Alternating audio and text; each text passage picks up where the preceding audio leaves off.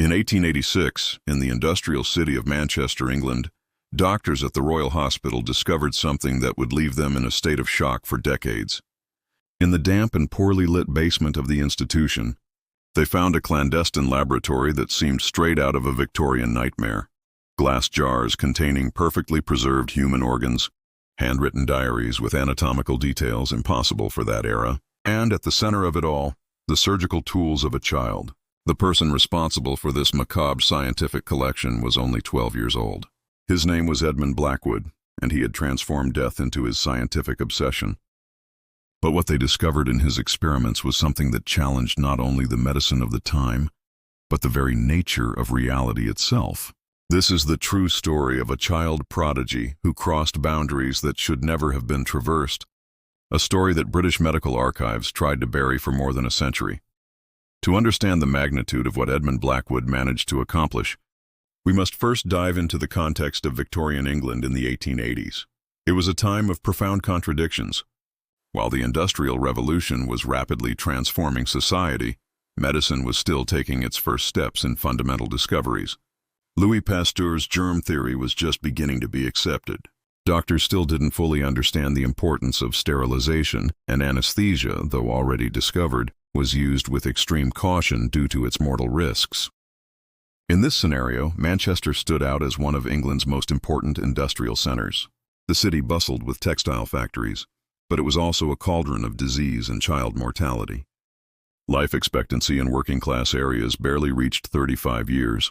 It was in this environment that Edmund Blackwood was born in March 1874, the son of a prosperous textile merchant and a woman who died in childbirth, a detail that, according to records, would profoundly mark his psyche. From very early on, Edmund demonstrated exceptional intelligence. At 4 years old, he was already reading medical texts in his father's private library. At 6, he could recite anatomical treatises in Latin from memory. But there was something disturbing about his precocity. The servants of the Blackwood mansion reported in their memoirs, discovered only in 1987, that the boy would spend hours observing dead animals in the garden, not with the typical curiosity of a child, but with the cold methodology of a scientist. The first real sign that Edmund was conducting experiments emerged in the winter of 1884, when he was only 10 years old. The family gardener, a man named Thomas Whitmore, found something disturbing in the abandoned barn at the back of the property. According to the report that Whitmore made to local police, a document that only came to light in 1923, he discovered an improvised table with rudimentary surgical instruments. On the table were the mortal remains of various small animals, cats, rabbits, birds. But these weren't simply dead animals. They had been dissected with almost supernatural precision. The organs were removed and organized in small glass jars, each one labeled with Edmund's elegant handwriting. Even more disturbing was the diary found beside the table. In it, Edmund had documented each experiment with scientific details that seemed impossible for a child of his age. He described the decomposition process, the effects of different chemicals on tissues, and preservation methods that not even professional anatomists of the era completely mastered. When confronted by his parents, Edmund showed no sign of guilt or embarrassment. On the contrary, he explained with frightening calm that he was studying the mechanisms of vital transition, a term he had created himself. Dr. Aldrich Peyton, the family physician, was called to examine the boy. In his personal notes, discovered decades later, Peyton described Edmund as a brilliant mind imprisoned in a child's body, but with a curiosity about death that bordered on the morbid. Most concerning was that Edmund had developed his own theories about what he called vital energy. According to his notes, he believed there existed a measurable force that left the body at the moment of death, and that this force could be captured and studied. It was then that Dr. Peyton made the mistake that would change everything. Instead of seeking psychiatric help for Edmund, he decided to nurture his precocious genius. Peyton began providing the boy with advanced medical books and even invited him to observe some of his consultations. It was like feeding a fire with gasoline. In April 1886, Dr. Peyton secured Edmund a special scholarship at Manchester Royal Hospital. Officially, the 12-year-old would be a junior research assistant. In practice, he had almost unrestricted access to the laboratories and the hospital morgue. The first months passed without apparent incidents. Edmund was seen as a prodigy by the older doctors, who were impressed with his theoretical knowledge. He asked insightful questions during autopsies and demonstrated an understanding of anatomy that surpassed many medical students. But there were disturbing signs that were initially ignored. Nurse Margaret Thornfield, in a letter sent to her sister in London, discovered in family archives in 1964, reported that Edmund would spend hours alone in the morgue after official hours. When questioned, he said he was making complimentary observations. The night janitor, James McKinnon, also recorded strange behaviors. He observed faint lights coming from the hospital basement during the early hours, accompanied by sounds he described as a mixture of surgical tools and whispers. The situation reached a critical point on a September morning in 1886. Dr. Harrison Blackthorne, head of the pathology department, arrived early to review some cases and decided to check the basement laboratory. What he found would change his life forever. The laboratory had been completely transformed by Edmund. The surgical tables were organized in an almost ritualistic manner. Dozens of jars contained not only preserved organs, but also bodily fluids that glowed with a strange and unnatural luminescence. On the walls, Edmund had created complex diagrams connecting different aspects of death and decomposition. But these weren't just conventional anatomical diagrams. They included symbols and notations that seemed to combine science with something more esoteric. At the center of the laboratory was the most disturbing discovery. Edmund had built a device he called the vital essence captor. It was a bizarre combination of Victorian medical equipment with elements that seemed straight out of an alchemical laboratory. The apparatus consisted of a series of glass tubes connected to primitive electrodes, all centered around a modified surgical table. According to Edmund's detailed notes, the device would be capable of detecting and capturing the energy that escapes the body at the moment of death. But the most shocking discovery was yet to come. Dr. Blackthorne discovered that Edmund wasn't just theorizing. He had tested his device. Records show that at least 7 bodies that arrived at the hospital morgue had been subjected to Edmund's experiments. These weren't conventional autopsies. The boy had connected each cadaver to his vital essence captor and meticulously documented the results. According to his notes, the device was working. To comprehend the magnitude of Edmund's experiments, we need to analyze the documents he left behind, papers that were confiscated by the hospital administration and kept secret for decades. In his scientific diary, Edmund described each experiment with the coldness of an experienced researcher. He had developed his own methodology that combined traditional autopsy techniques with procedures that challenged the science of the era. The first set of experiments focused on what Edmund called measurement of post-mortem cellular degeneration. Using a microscope he had modified himself, the boy documented tissue changes at 15-minute intervals during the first 24 hours after death. But Edmund was looking for something specific. In his notes, he constantly referred to the transition window, a critical period he believed existed between life and death when the vital essence was still present in the body. His most controversial experiments involved the vital essence captor. Edmund had theorized that human consciousness produced a form of measurable electrical energy, and that this energy remained in the body for a brief period after clinical death. To test his theory, he connected primitive electrodes to different parts of cadavers' bodies and used a modified galvanometer to detect variations in electrical conductivity. The results, according to his notes, were consistent and reproducible. But there was something more disturbing in Edmund's records. He wasn't just measuring residual electrical energy. His notes suggested he had found patterns, almost as if the energy he detected had structure and organization. In a particularly unsettling entry dated August 15, 1886, Edmund wrote, "The essence doesn't dissipate randomly. There's a pattern, an attempt at communication. It's as if consciousness struggles to remain coherent even after the cessation of vital functions." What makes this observation even more frightening is that Edmund had begun recording these communication patterns. Page after page of his diary contained sequences of numbers and symbols that he claimed were translations of the energy detected in each cadaver. And here we arrive at the most disturbing aspect of the entire story. Edmund claimed these translations contained specific information about each person's last conscious experiences. In other words, the 12-year-old boy believed he had found a way to communicate with the dead.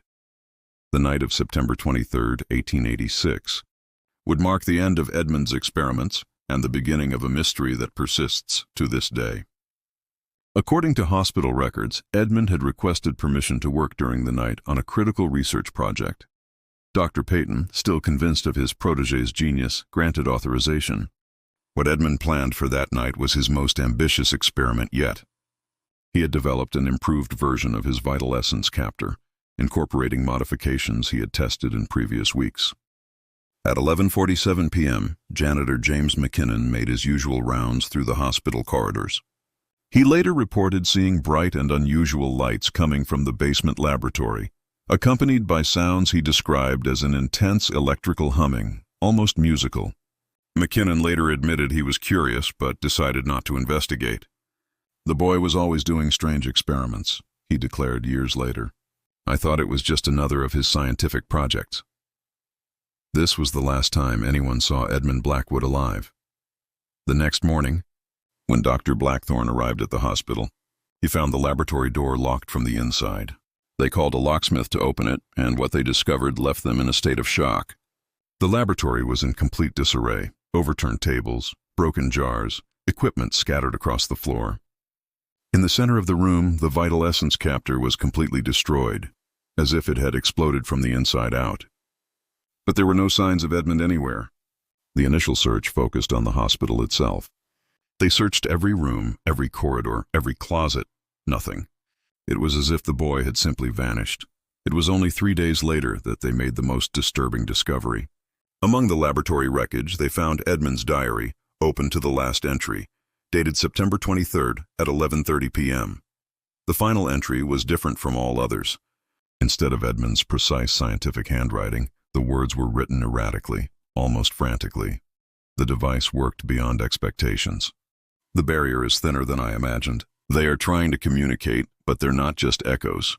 There is consciousness. There is intention. They know I'm here. They want, oh God, they want to return. The essence isn't just energy. It's hunger, an insatiable hunger for life. I've made a terrible mistake. I've opened a door that should have remained closed." I can hear them approaching. "The temperature is dropping. The lights are failing. If someone finds this, destroy everything. Destroy the equipment. Burn the notes. Don't let others make the same mistake. Death is not the end. It's a prison. And I just gave the keys to the prisoners." This was Edmund Blackwood's last communication. Edmund Blackwood's disappearance triggered a series of events that Manchester Royal Hospital's administration desperately tried to cover up. In the days following the discovery of the destroyed laboratory, inexplicable phenomena began occurring in the hospital. Nurses reported sudden temperature drops in certain wards.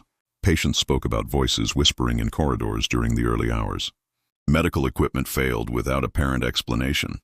Dr. Blackthorne, initially skeptical about supernatural events, completely changed his perspective after a personal experience.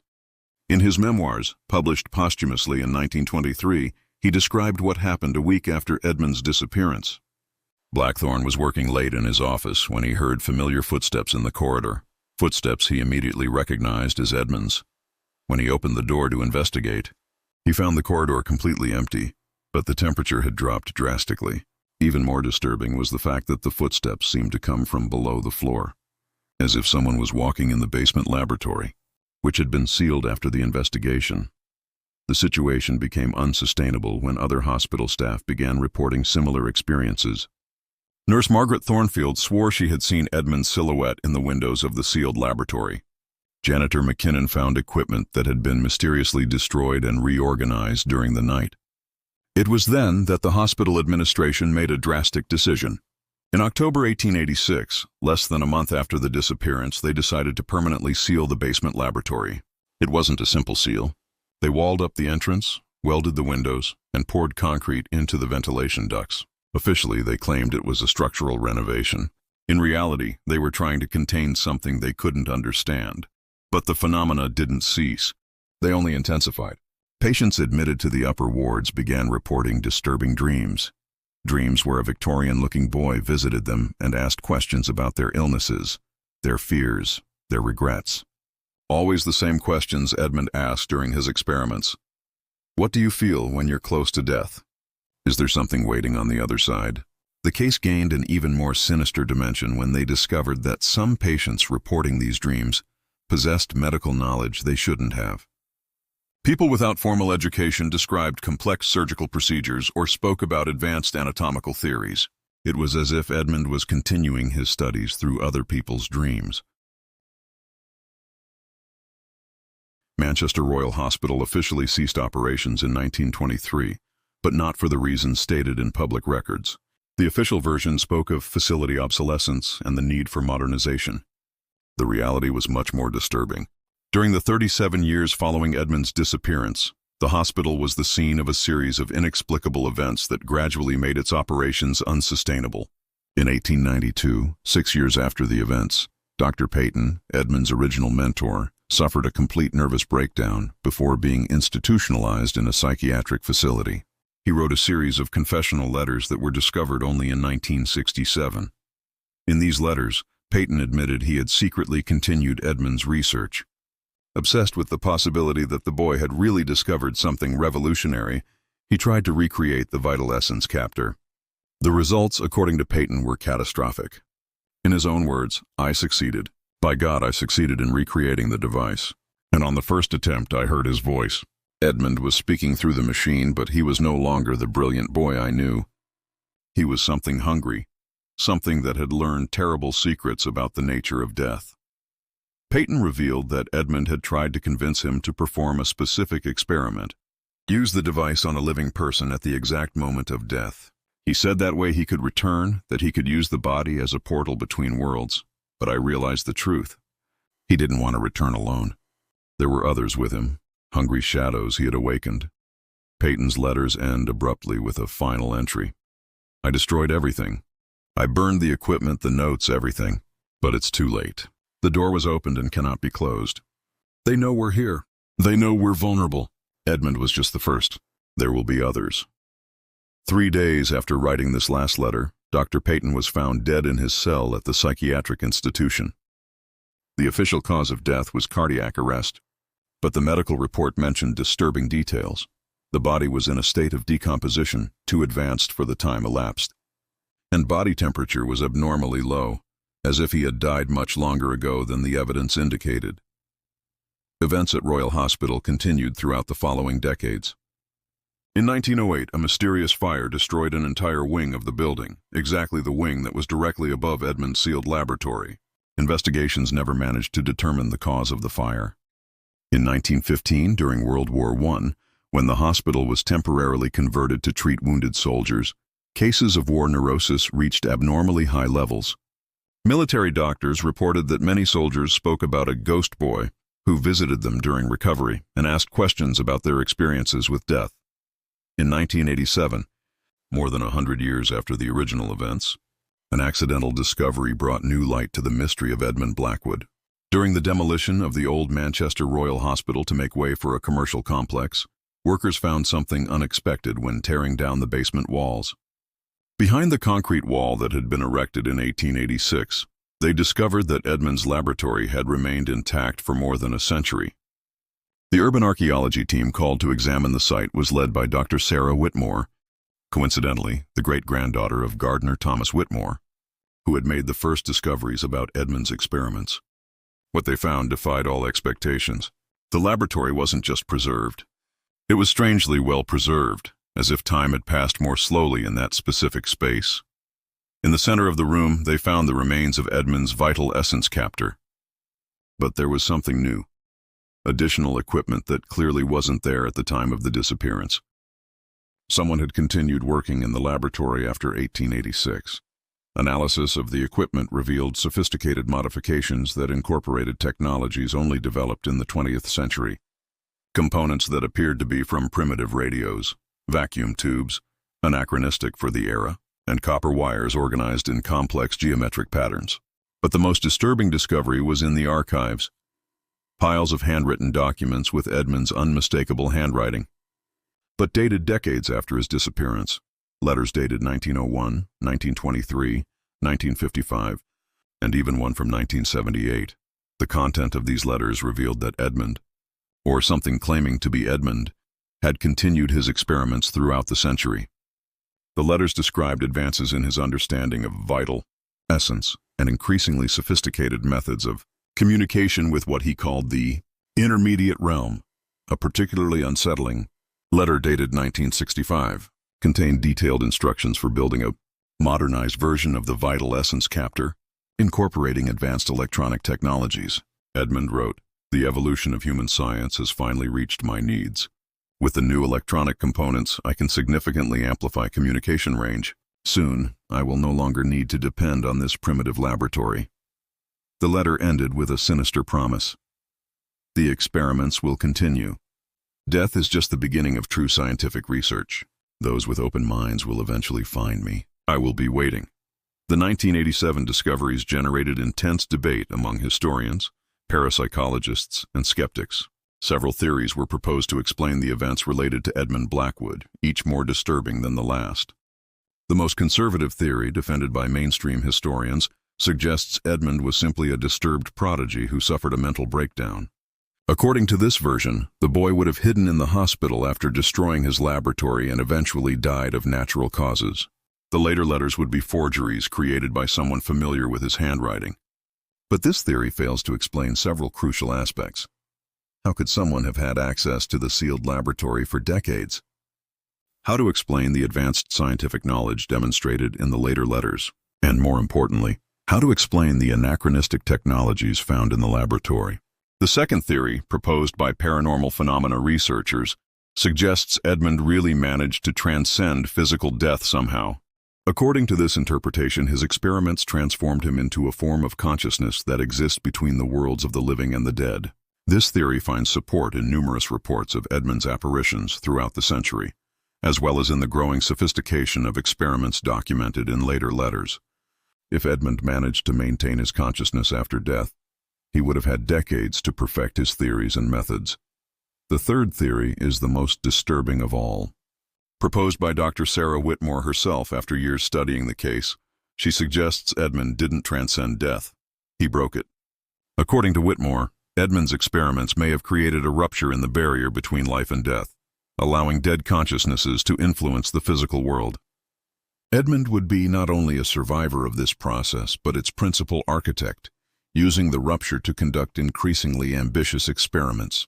This theory would explain why paranormal phenomena associated with Edmund weren't limited to Manchester Royal Hospital. Throughout the 20th century, sporadic but consistent reports emerged of scientific visitations in hospitals and medical institutions around the world. They always followed the same pattern. A Victorian-looking boy appeared to researchers working with themes related to death and consciousness. He offered advanced knowledge in exchange for assistance in his continuing experiments. Several famous scientists of the 20th century, including some who preferred to remain anonymous, privately reported encounters with this figure. Some admitted to having collaborated with the research, always with results they described as revolutionary and terrifying. The Edmund Blackwood case didn't end with the 1987 discoveries. In fact, these discoveries may have been just the beginning of a new chapter in the story. In the years following the laboratory's opening, reports of similar phenomena began emerging in various parts of the world. Independent researchers documented Edmund's apparitions in medical research laboratories in Boston, Tokyo, Berlin, and São Paulo. All reports shared disturbing similarities. Scientists working on consciousness research, near-death studies, or advanced medical technology would receive nighttime visits from a boy claiming to be Edmund Blackwood. He would offer revolutionary knowledge about the nature of consciousness and death in exchange for assistance in building modern versions of his original devices. Some researchers who agreed to collaborate reported extraordinary advances in their work, but at a terrible cost. They described experiencing what they called consciousness bleeding, moments when they could perceive thoughts and experiences of deceased individuals. Dr. Michael Harrison of Boston University, one of the few to speak publicly about his encounter, described the experience. "Edmund showed me techniques for detecting brain activity that persists after clinical death. The implications were revolutionary, but the psychological cost was unbearable. I began hearing voices of patients who had died in our hospital. I had to abandon the research to preserve my sanity." In 2019, a disturbing incident at Tokyo General Hospital brought the case back into the spotlight. Security cameras captured footage of a figure matching Edmund's description walking through the hospital corridors at 3 a.m. The figure appeared to be heading toward the experimental neurology laboratory. The next morning, researchers found their equipment had been mysteriously modified. Computers contained files with research data they had never seen before, advanced studies on consciousness and brain electrical activity that were decades ahead of current science. Japanese authorities classified the incident, but leaked footage shows the figure on security cameras appears translucent and moves with unnatural fluidity through the hospital corridors. Today, more than 130 years after Edmund Blackwood's first experiments, the mystery continues.